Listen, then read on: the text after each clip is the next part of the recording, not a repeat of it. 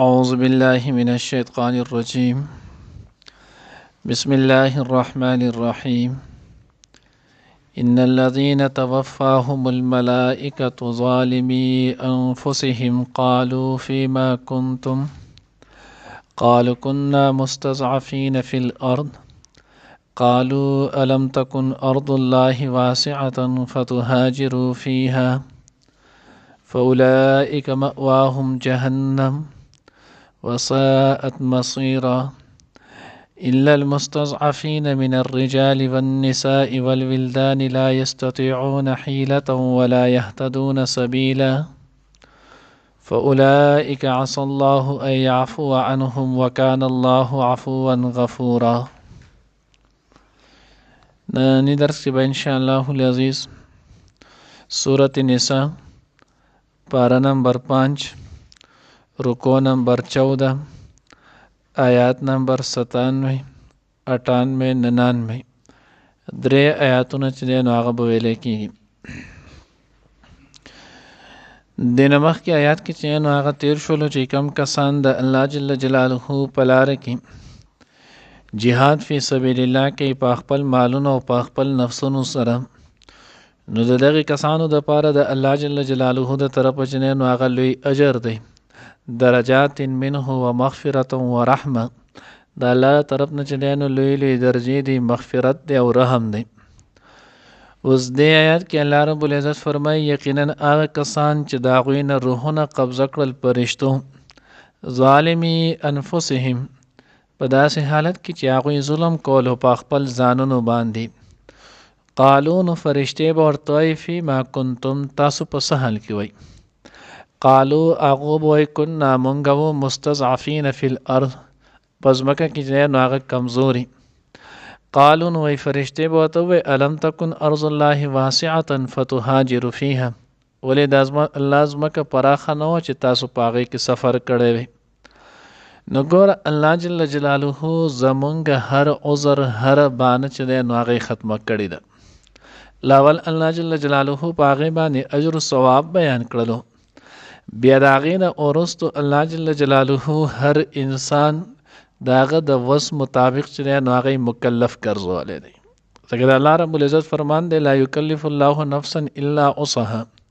الله یو نفس چې نو هغه هم مکلف نه جوړوي مګر د هغوی د وسعت او د طاقت مطابق. لکه اوس زموږ کم درس دی نو دی کې الله رب العزت وایي هغه کسان چې فرشتې د هغوی نه روحونه قبض کړي ظالم انفسهم،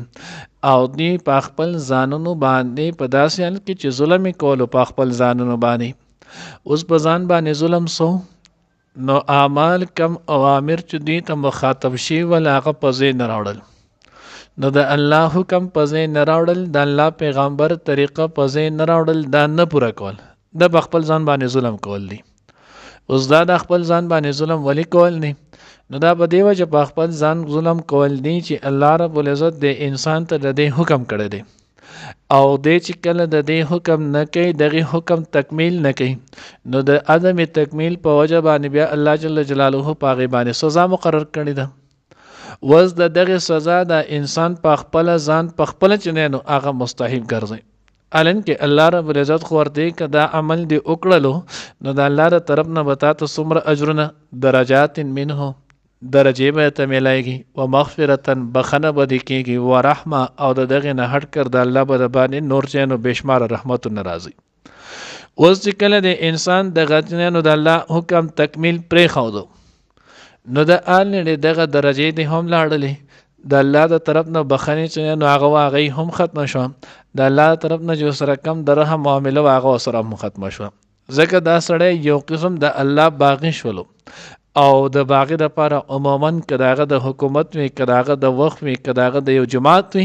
د هغه دپاره بیا سزا چې دی نو هغه مقرر وي. نو ځکه الله وی ظالم انفسهم، هغه کسان چې د هغوی فرشتې د روحونه قبضه کړل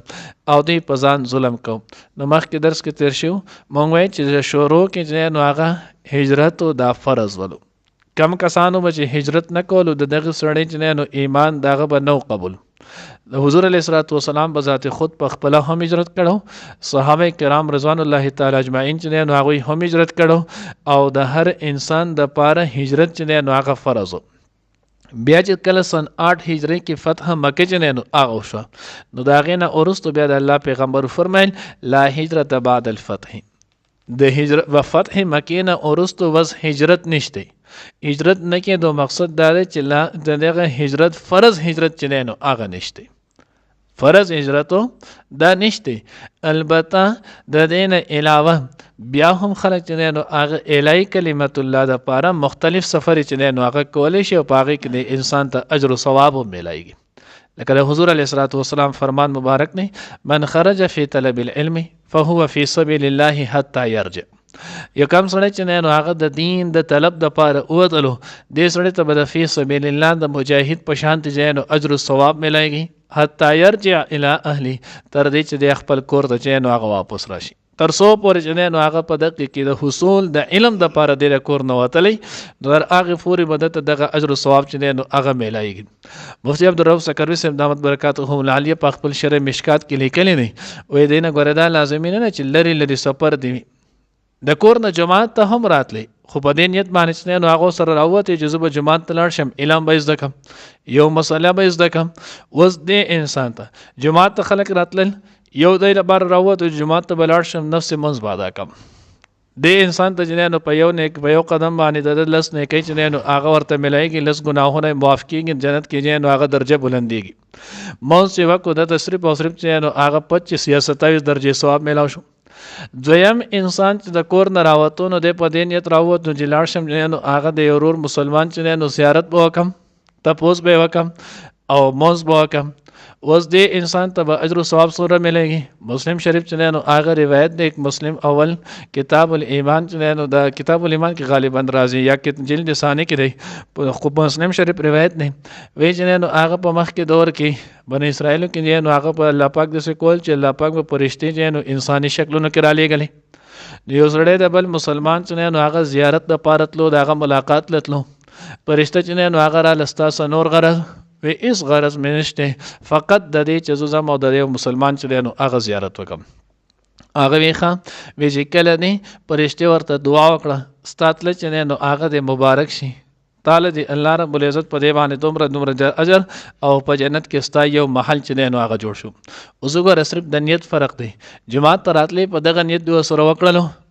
دغه ثواب سره شو بل انسان جماعت ته راتلو د وی چې زو جماعت ته لاړ شم منځ وکم او ال دی بدرس کې داغه کې به شریک شم دینی مذاکره وکړي پای کې به شریک شم یو مسله د دین چې نو هغه به زده کما وس دې انسان ته په هر قدم باندې سل نه کېمل او دا وسو نه کېملای ولی د وس عزم چې نو هغه لوي شلو عزم د دې خبرې شو چې زه به دین زده کم احیاء دین چې نو هغه به وکم دین چې زه کم دغه مسلې زه کم بل ته ورسوم بل به بل تر زه په دې سره به زمونږ دین چې قائم او دائم پاتې شي ژوندې به پاتې شي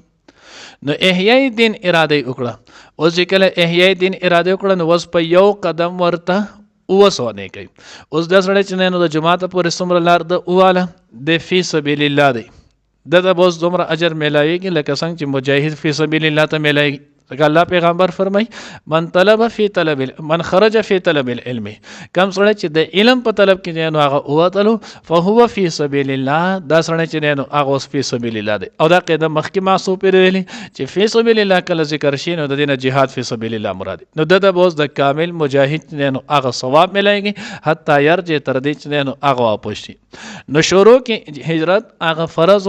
بیا د هجرت چې نو هغه فرضیت ختم شولو وس هم چې نو سنت هجرت مستحب هجرت هغه وس هم چې نو هغه پاتې دي البته دنیا د پاره چې کم هجرت وي دا مباح دی دنیا د پاره چې کم هجرت خلک کوي شرعي چې کم هجرت دی دغه اطلاق پدې نه کیږي لکه اوس خلک دوبۍ ته ځي سعودي ته ځي بل ملک د ملکونو ته چې کم ځي نو دا مباح سفر دی په دې باندې نو هغه ته ګنام نه ملایږي ثواب چې نو هغه ورته نه ملایږي احیاء دین د پاره چې کم سفر وی نو دغه سفر باندې بیا انسان ته اجر او ثواب ملایږي او اصطلاحي او شرعي سفر چې نو هغه دقیق نو دغه هجرت چې نو هغه اونکړلو نو چې کله دغه هجرت ونکړلو نو لوی ظلم وکړو اوس چې لوی ظلم وکړلو نو دا غي باندې ورته سزا سم ملایږي نو دوی به عذر کوي عذر به دي سو کې قال كنا مستضعفين منګه کمزور یو، منګ د خپل عقیدې، منګ د خپل نظرې، منګ د خپل عبادت اظهار چې دی نو هغه نشو کولی. نو د دې وجې نه موږ دا نه دي کړی. قالو نو فرشتې به ورته وایي الم تکن ارض الله واسعة، ولې د الله ځمکه فراخه نه وه؟ دا لازمي و چې ته په کوم ځای کې پیدا شې هم په دې ځای کې دې مړ شي. دا لازمي نه چې ته دې په دغه یو ځای کوم ځای کې پیدا شې په دې ځای کې دې آباد یې او ستا پلار نیکه ټول چې دی نو په دې یو ځای شي. الم تکن ارض الله واسعة، آیا د الله ځمکه واسع فراخه چې دی نو هغه نه وه؟ نو چې د الله ځمکه فراخه واسع وه فتهاجروا فیها، چې تاسو هجرت کړی په هغې کې، فاولئک مأواهم جهنم، او زه دغې کسانو ټکانه چې دی نو هغه جهنم ده. ولې دوی چې دی نو الله حکم مات کړی دی، د الله د حکم تکمیل نه دی کړی، د دغه سزا چې دی نو هغه به ورته میلیږي. خو ګوره داسې الله ونه چې فاولئک مأواهم جهنم خالدا فیها ونوي، ځکه مسلمان په ګناهی کبیره سره مسلمان چې دی نو همیشه همیشه د جهنم مستحق نشي جوړېدی. دا زمونږ د اهل سنت والجماعت چې دی نو هغه عقیده ده. معتزله او خوارج چې دی نو هغوی د همیشه دپاره جهنم شي، موږ وایو همیشه دپاره نه، سزا به اخوري، سزا خوړل نه وروسته بیا د دغې نه وځي. وساعت مصیره، ډېر بد ځای چې دی نو هغه د ورتلو دی. الله دې زموږ د ټولو حفاظت وکړي. بیا الله ګوره ما مخکې وی الله پاک وی الله پاک چې دی نو هغه هر نفس دغه د قوت په قدر چې دی نو هغه مکلف پیدا کړی دی، څومره چې د انسان طاقت هغې امره. نو ځکه الله وی الا المستضعفین، دغه کسان به د دې سزا نه چې دی نو هغه مستثنی، هغه کسان چې کم کمزوري دي، من الرجال د سړو نه، والنساء د ښځو نه، والولدان او د ماشومانانو ده. یعنی کم هغه کسان چې دی حقیقتا رښتیا چې دی نو هغه کمزوري، د دوی سره څه طاقت قوت اسباب هیڅ هم نه، د تلو چې دی نو هغه به هغې باندې قدرت نه لري، او دی بیا دغه سفر چې دی نو هغه ونه کړلو، دغه هجرت ونه کړو، په داسې کسانو باندې ګناه نشته. لا یستطیعون حیلة، چې دوی چې دی نو هغه طاقت نه لري د څه حیله د ستلو، ولا یهتدون سبیلا، او نه دوی لار مومي، لار چې دی نو هغه ورته هم نه معلومه، دوی چې نو په دغې کسانو بیا ګناه دا نشته. فاولئک عسى الله ان یعفو عنهم، نو دغه کسان چې کم حقیقي معذورین دي نو نږدې ده چې الله رب العزت دوی ته چې نو هغه معافي وکړي. وکان الله عفوا غفورا، الله رب العزت چې نو هغه معافي کوونکی او بخونکی دی. الله دې موږ ته صحیح پوهه نصیب کړي. ان الذين بشکا کسان توفاهم چې مړه کړي هغوی له قبض کې د هغوی نه الملائکة فرشتې روحونه، اوزل د ملایکې ویلې جمع چې دی نو ادا کړله. نو بعضې حضرت تفسیر خازن کې چې نو هغې لیکلی دي، وایي چې د کم فرشتې په روح قبضولو چې کمې فرشتې دي نو دا شپږ دي. درې چې نو هغه فرشتې د مسلمانانو روحونه قبلوي، او درې فرشتې چې دی نو هغه قسمه دا د کافرانو چې دی نو هغه روحونه قبلوي. او بعضې وایي چې الملائکه توفاهم الملائکه دی چې دی نو هغه جمع ادبا راوړي، لکه مونږ ته یو کس مخاطب نو تو مخاطب د پاره زنګ په پښتو کې لفظ توی شمارل چې نو هغه لیکل کېږي ویل کېږي، خو ادبا خلک سوی تاسو. نو دلته هم چې دی نو یا ادبا ویلی شي یا وایي دغې ته اشاره ده. ان الذین بېشک هغه کسان توفاهم چې قبض کې د هغوی لره وفات کې هغوی لره الملائکة فرشتې ظالمي په داسې حال کې چې هغوی ظلم کولو انفسهم په خپل ځانونو باندې. قالو نو ووایي به هغوی ته